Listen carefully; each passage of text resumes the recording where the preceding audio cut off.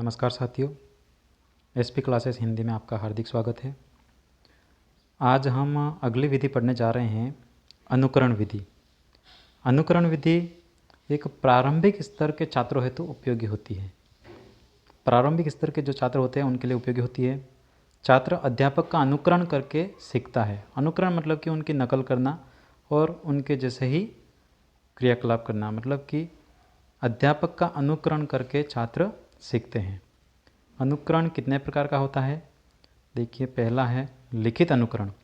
लिखित अनुकरण भी कुछ भागों में विभाजित किया है। पहला होता है रूपरेखा अनुकरण। रूपरेखा अनुकरण में क्या होता है कि एक छोटे छोटे बिंदु होते हैं और उनको कोई बच्चा उसके ऊपर घोटता है। अगर कोई वर्ण दे दिया जाता है छोटे छोटे बिंदु में, है ना, रेखाएं दी जाती हैं, फिर उनके ऊपर वापस दोहरान करना होता है, तो वह कहलाता है रूपरेखा अनुकरण विधि, है ना।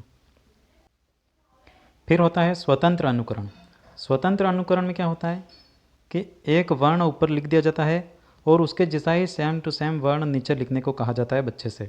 तो पूरा सेम टू सेम वही वर्ण वो लिख करके लाता है, नीचे खाली स्थान छोड़ दिया जाता है, तो वह होता है स्वतंत्र अनुकरण।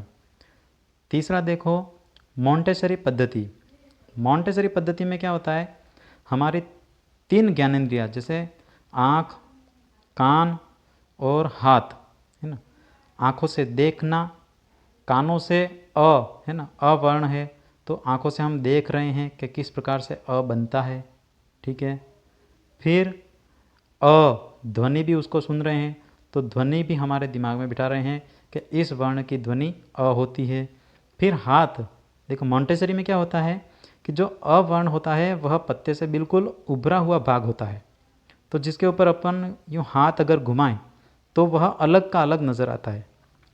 तो आँखों से देखकर, कानों से सुनकर तथा हाथ घुमा करके उसके ऊपर अगर हम आभास करते हैं तो वह उभरा हुआ जो रूप होता है उसको छात्र दोहरान करता है उसके ऊपर कि इस प्रकार से। तो वह होता है अक्षर देखना, ध्वनि को सुनना और उभरे अक्षरों को हाथ फेर करके लिखना, इसके माध्यम से सीखा जाता है। वह होती है मोंटेसरी विधि। फिर है पेस्टोलॉजी विधि। पेस्टोलॉजी विधि में क्या होता है, वर्णों की आकृतियाँ जो होती है उनको खंडों में विभाजित किया जाता है, श्रेणीबद्ध तरीके से उसको सीखा जाता है। पहले यह सिखाएंगे, फिर उसके बाद इतना सिखाएंगे, फिर उसके बाद इतना, फिर पूरा अवर्ण आ जाएगा। तो किसी भी वर्ण को टुकड़ों में, खंडों में विभाजित करके श्रेणीबद्ध तरीके से सिखाया जाता है, तो वह होती है पेस्टोलॉजी विधि। इस प्रकार से यह होता है लिखित अनुकरण। फिर देखो आगे, उच्चारण अनुकरण। उच्चारण अनुकरण क्या होता है, अध्यापक एक एक शब्द कहता है, बालक उस ध्वनि को दोहराते हैं। जैसे तो फिर बच्चे भी दोहराएंगे और फिर दूसरा देखो पॉइंट, उस स्थान पर ज़्यादा उपयोगी का मतलब भी क हो रहा है, के का मतलब भी क हो रहा है, इस प्रकार से कट, है ना। तो उच्चारण के स्थान के आधार पर जो होता है, जैसे हम कहते हैं ना, एक एक शब्द को दोहराया जाता है ताकि बच्चे को उसका जो बोलने का तरीका है बच्चे को समझ में आ सके, इस प्रकार से। फिर होता है रचना अनुकरण। रचना अनुकरण में क्या होता है, दिए गए प्रकरण के अनुरूप ही रचना का प्रयास करते हैं।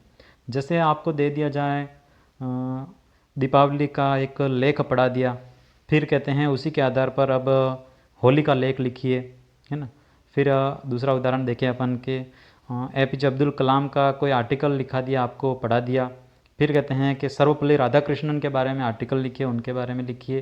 तो इस प्रकार से एक दूसरे विषय में जो एक दो प्रकरण होते हैं उनको सहसंबंधित करते हुए लिखा जाता है, पढ़ाया जाता है, तो उसको कहते हैं रचना अनुकरण विधि।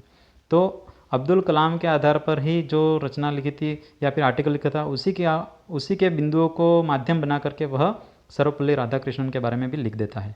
तो इस प्रकार से हो सकता है, सहसंबंधित रचना होती है। और सबसे महत्वपूर्ण यह जो विधि है वह है अमनोवैज्ञानिक विधि है। इसको अमनोवैज्ञानिक विधि मानते हैं क्योंकि इसमें कुछ नवीन ज्ञान प्राप्त नहीं हो पाता है, क्योंकि जैसा पहले वाली जो रचना है उसी के आधार पर वह दूसरा भी ज्ञान प्राप्त करने का प्रयास करता है। तो साथियों, यह थी अनुकरण विधि। अनुकरण विधि में देखो लिखित अनुकरण, उच्चारण अनुकरण और रचना अनुकरण। इस प्रकार से मिलते हैं अगली विधि में। धन्यवाद।